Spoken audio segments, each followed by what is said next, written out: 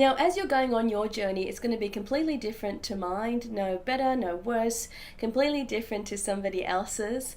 But the one thing that I want to share with you here, and I need you to listen, is when you're going through a new situation and you're seeing the challenges, don't make the mistake I made and to dwell on things too much, to contemplate too much.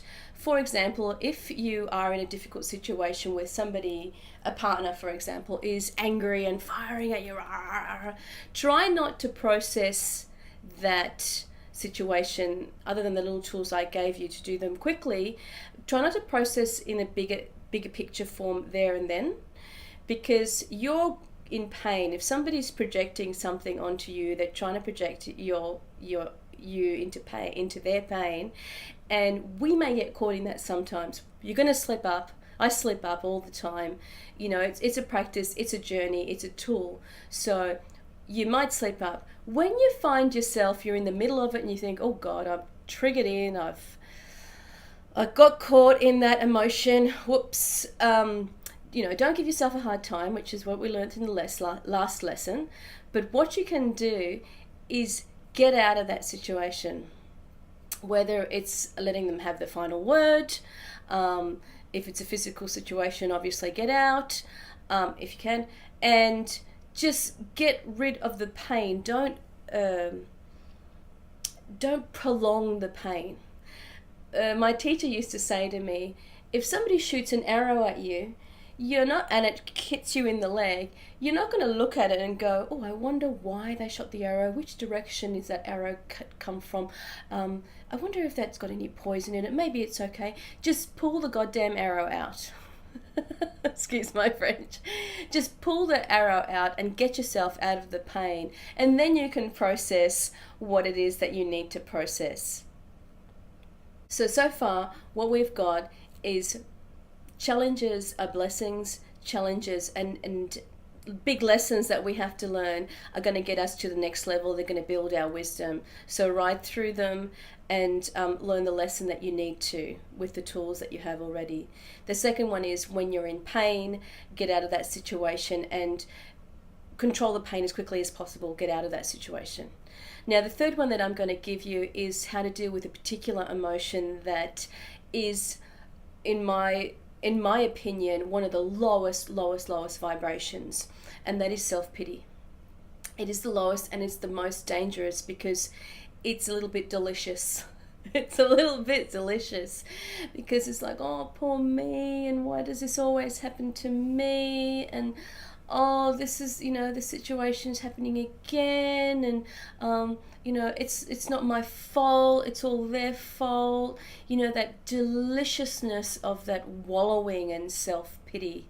Now, I find that personally one of the lowest vibrations that we need to get out of quickly, and it's a hard one to get out of because once you're in there, you're kind of enveloped in your own thought. Usually self-pity is, it may be triggered by somebody else, but it's one of those ones that we go through alone, where we lock ourselves away, not lock, but you pull yourself away from others, you get depressed, you want to crave things. It could be foods, it could be sex, it could be alcohol, to get rid of the pain, because the pain is a little bit more subtle. The anger's more sharper, guilt is, a bit out there, but self-pity is one of the ones I want you to acknowledge with me in your awareness that it is one of the hard ones to get out of. So be aware of it.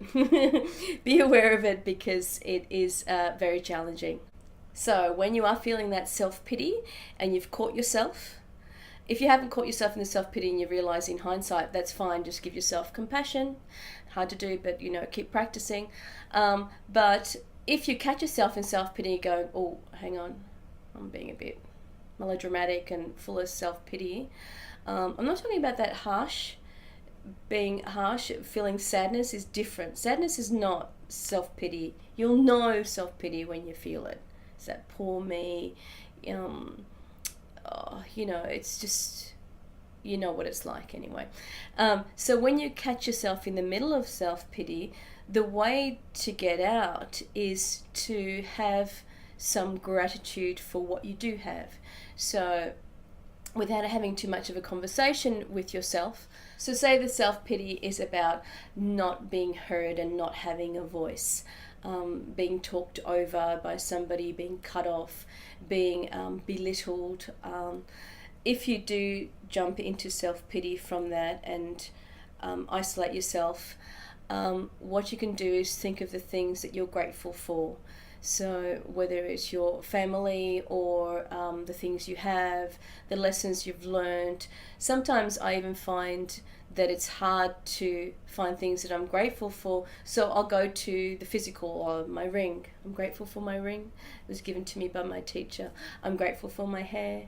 I'm grateful for my beads. Whatever it is that you have on you, be grateful. I'm grateful for my nails. Find something to get yourself out of that self-pity, and that will really help you to come out from something that's really challenging, but disguised as the deliciousness of wallowing self-pity.